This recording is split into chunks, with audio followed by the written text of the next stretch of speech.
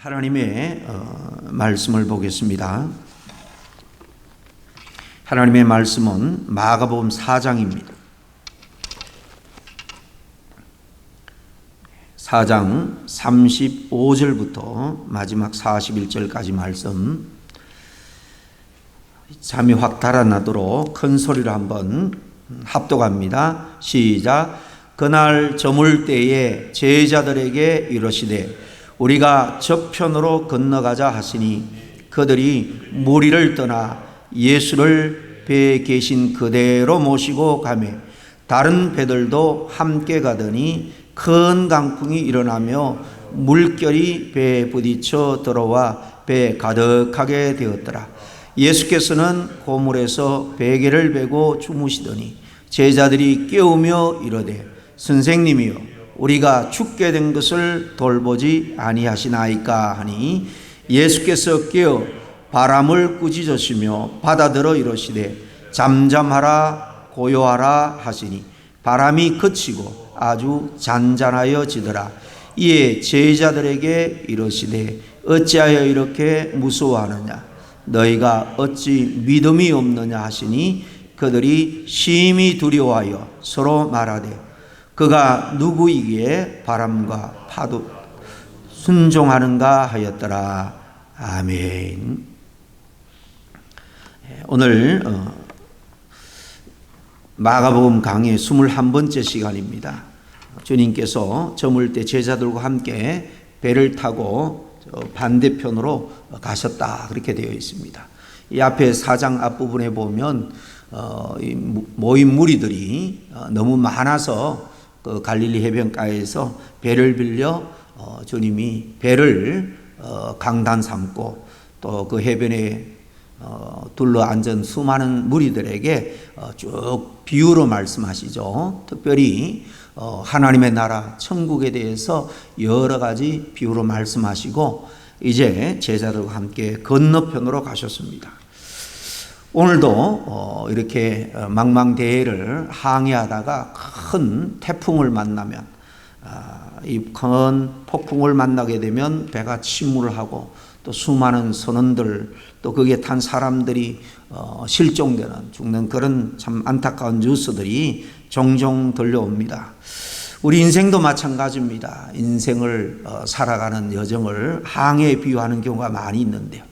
이 인생 항해에 있어서도 종종 이런 풍랑을 우리가 만나게 되죠.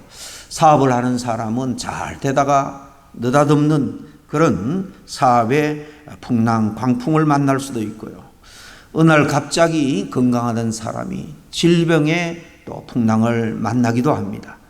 가정에 폭풍이 몰아쳐서 금방 침몰할 그런 처지를 경험하는 경우도 있고 또 착하던 사랑하는 자녀가 세상의 풍랑에 휩쓸려서 함께 위태로운 지경에 빠져드는 그런 경우도 있습니다.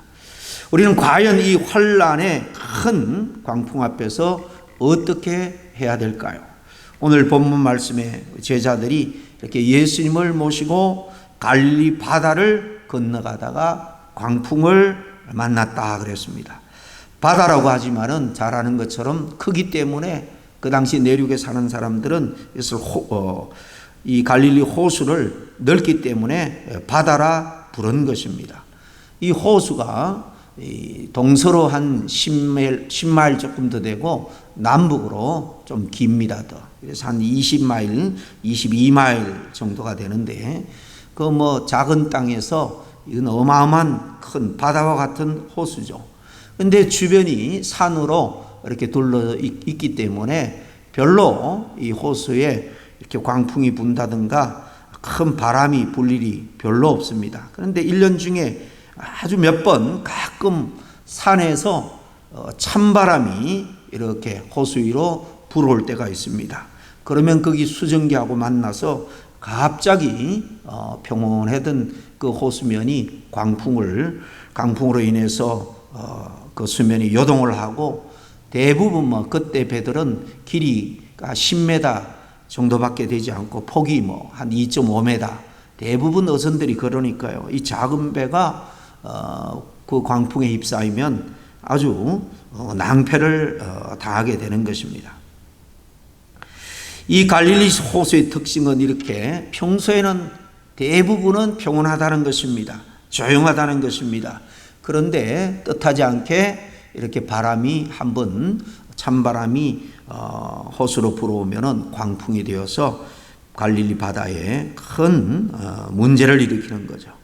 어쩌면 우리가 살고 있는 이 세상이 그런 것이 아닌가 생각을 합니다. 대부분은 평온합니다.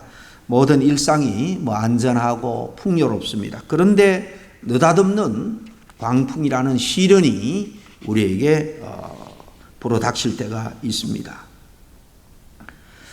이 강풍이 분다는 것, 이것은 바다만의 문제, 호수만의 문제가 아니고 우리 일상 가운데 누구나가 할 것 없이 겪을 수밖에 없는 하나의 시련이고 시험입니다.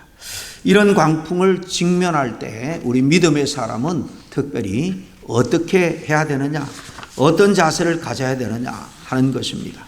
이런 큰 광풍을 만날 때 우리들이 이것을 이겨내기 위해서는 사실 긍정적인 믿음, 이 긍정의 자세를 가지고 있어야 하는 것이 중요합니다. 그렇기 때문에 우리는 늘 말씀으로 시들어가는 연약해지는 우리의 믿음을 바로 세우고 찬양으로 하나님의 살아계심을 늘 우리가 찬양 가운데 느끼며 체험하며 살아갈 때에 이런 어려움이 오면 우리는 이 믿음, 긍정적인 믿음으로 쉽게 극복할 수 있는 거예요. 오늘 38절에 보니까 예수님께서 고물에서 베개를 베고 주무시더니 그랬죠. 이 고물은 배의 뒷부분입니다. 배의 앞부분, 그 작은 고깃배의 앞부분을 이물이라 그러고 이 뒷부분을 고물이라 그러죠. 거기서 베개를 베고 주무시더니 제자들이 깨우며 이러시되 선생님이여 우리가 죽게 된 것을 돌보지 아니하시나이까, 그렇게 말씀하죠. 제자들이 배를 타고 이 갈릴리 바다 중간쯤에 갔을 때에 이런 풍랑이 일기 시작한 것입니다. 풍랑을 맞은 배에 어떤 반응이 일어납니까? 오늘 읽은 것처럼 이 안에는 특별히 대조되는 두 모습을 우리가 찾을 수 있습니다. 하나는 뭡니까? 안절부절하지 못한, 부절하고 어찌할 바를 모르는 두려움에 휩싸인 제자들의 모습, 그리고 반면에 이 풍랑 가운데서도 조용히 베개를 베고 주무시는 예수님의 평온한 모습, 두 모습이 아주 극명하게 대조를 이루죠. 풍랑 앞에서 우리 주님께서는 너무나 평안하게 침묵하고 있습니다. 사실 지금 이 난리통에 주무실 상황은 아니죠. 바다에 큰 놀이 일어나고 그 풍랑이 지금 작은 배 위로 흘러 넘쳐 들어오기까지 합니다. 주님께서 이런 상황에서 주무시면서 침묵했다. 이것은 주무신 게 아니고 사실 의도성을 가지고 일부러 지금 침묵하고 있는 것입니다.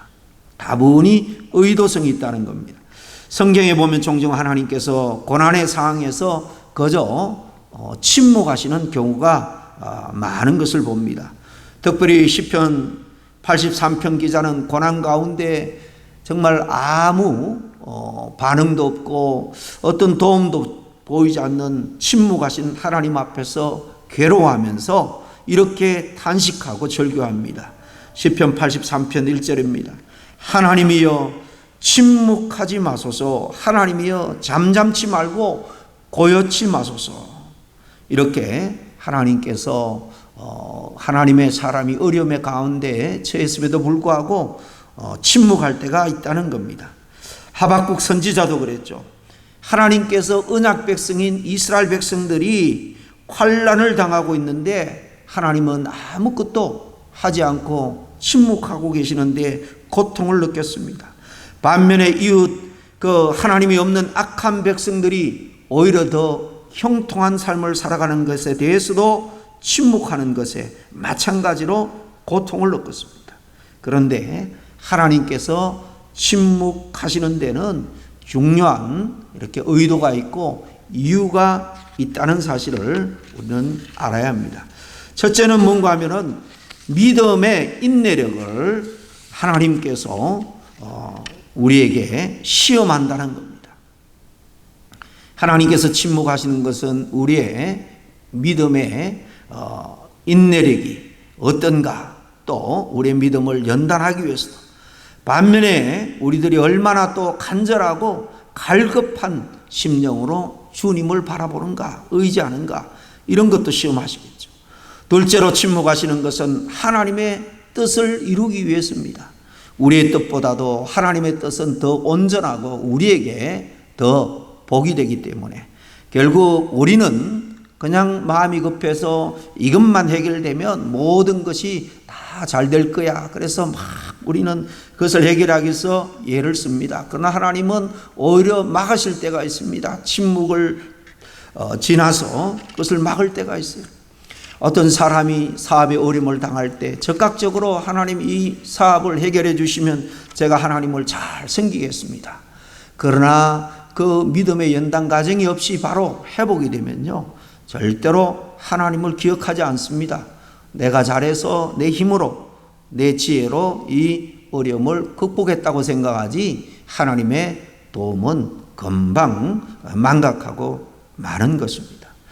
하나님의 뜻은 더 심오한 우리를 위한 복이 되는 줄로 믿습니다. 침묵하시는 하나님의 가장 큰 의도가 있는데, 고난 앞에서, 큰 풍랑 앞에서 우리가 과연 어떻게 그 위기를 극복하는지를 바라보시는 거예요. 그걸 통해서 더욱 굳센, 더욱더 단단한 하나님의 사람으로 연단하는 거죠. 종종 우리가 경험하는 것 중에 젊어서 아이를 키울 때 엄마들이나 할머니들이 이 작은 아이가 걸음마를 막 배우다가 쿵 넘어졌습니다. 마음이 아프죠. 그러나 정말 그 아이를 사랑하는 가족, 부모라면 즉시 달려가서 일으켜주지 않습니다. 왜 그렇습니까? 과연 아이가 어떻게 행동하는가 그 반응을 지켜보게 되는데요, 넘어졌던 아들이 보통 먼저 보이는 그런 자세가 있습니다. 넘어져서 일어나지 않으려고 하는 거예요. 몸은 일으켰지만은 다시 일어서려고 하지 않습니다. 일어날 힘이 없어서 그런 게 아니고 엄마가 달려와서 금방 일으켜주기를 원하는 사인으로 그냥 주저앉아 버티고 있는 것입니다. 그런데 엄마가 침묵하면 아기가 울다가 결국은 자기 스스로 일어서게 됩니다. 그때 엄마의 침묵은 이 아이를 한 단계 더욱더 성장시키려는 사랑의 침묵이죠. 하나님이 그렇다는 것입니다. 하나님은 우리가 인생의 강풍 앞에서 우리가 먼저 바르게 직면해서 스스로 연단을 통해서 강해지고 스스로 이겨내기를 기대합니다. 야고보서 1장 2절에 보면 내 형제들아 너희가 여러 가지 시험을 당하거든 온전히 기쁘게 여기라 라고 합니다. 하나님이 침묵할 때에 하나님이 아무것도 나를 위해서 하는 것이 없다고 생각할 때 좌절하지 말고 오히려 기쁨을 가지고 기대하면서 기다리라는 것입니다. 어떤 광풍을 만날지라도 정말 우리의 마음이 평강을 잃지 않고 하나님을 의지하는 믿음으로 정말 하나님을 향한 소망 가운데 기쁨을 잃지 않기를 바랍니다. 성경은 인생의 시련 그리고 고난과 큰 위기 앞에서 우리에게 먼저 긍정의 자세, 믿음의 자세를 갖기를 요구합니다. 그런데 종종 우리는 그런 상황이 오면 어린 아기같이 내가 먼저 책임 있는 자세로 직면하고 최선을 다해서 이기려고 하기보다는 그런 환경을 원망하고 남 탓하는 경우가 많이 있죠. 그러나 주님은 말씀합니다. 먼저 그 어떤 시험과 시련을 당할지라도 흔들리지 않는 믿음으로 마음의 평강을 유지하고 기쁨을 유지하라는 것입니다. 어떤 고난 앞에서도 이 긍정적인 믿음의 자세로 그 고난을 맞을 수 있는 저와 여러분 될 수 있기를 바랍니다. 큰 광풍 앞에서도 주님의 사람으로 기뻐하고 주님을 기대하고 나아가서 하나님을 깊이 경험하는 기회로 만들어서 더욱더 영적으로 성장하고 성숙하는 그런 시간으로 오히려 만들어 갈 수 있기를 바랍니다.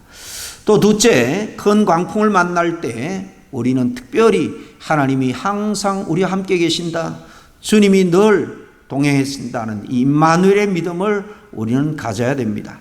큰 광풍 앞에서 제자들은 무서워했습니다. 그러나 주님께서 오늘 40절에 어찌하여 이렇게 무서워하느냐, 너희가 어찌 믿음이 없느냐, 그렇게 말씀합니다.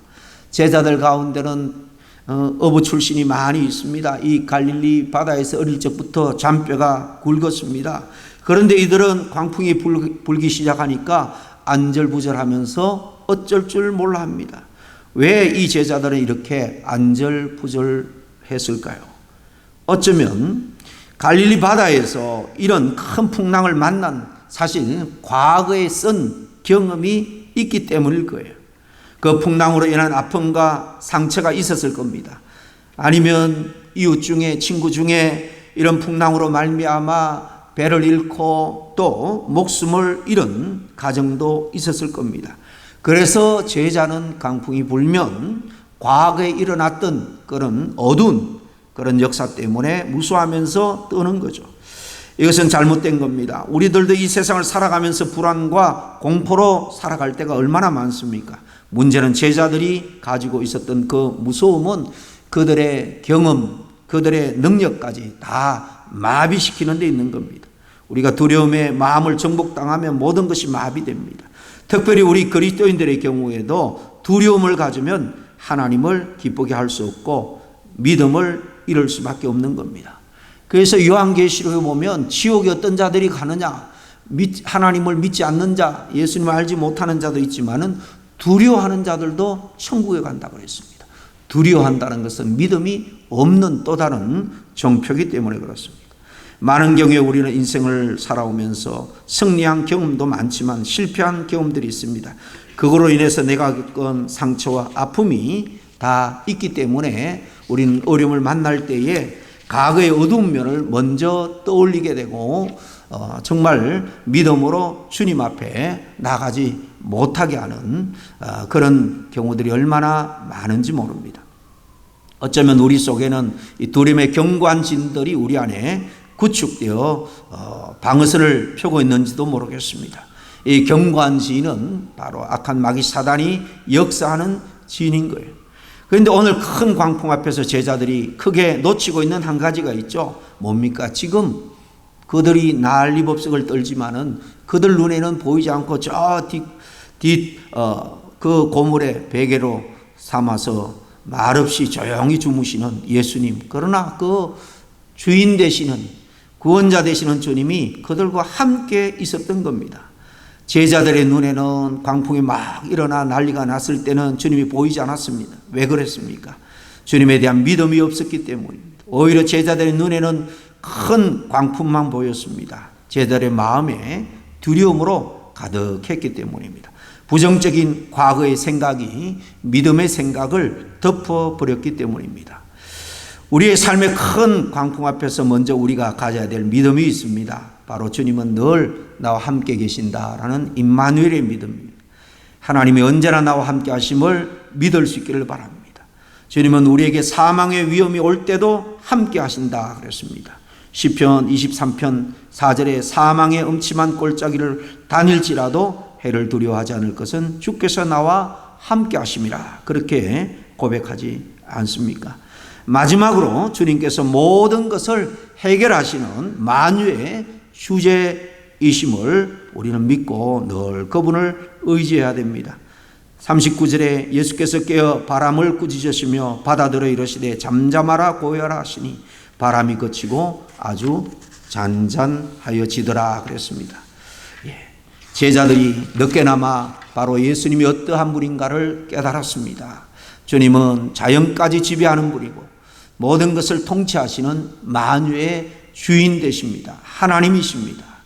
내 인생 내 삶을 주님께서 다스리시고 인도하시고 통치하심을 믿고 늘 주님과 동행함으로 말미암아 어떤 시련과 어려움 앞에서도 흔들림 없는 하늘의 평강을 유지하면서 감사함으로 정말 인내 가운데 승리할 수 있는 저와 여러분이 될 수 있기를 바랍니다.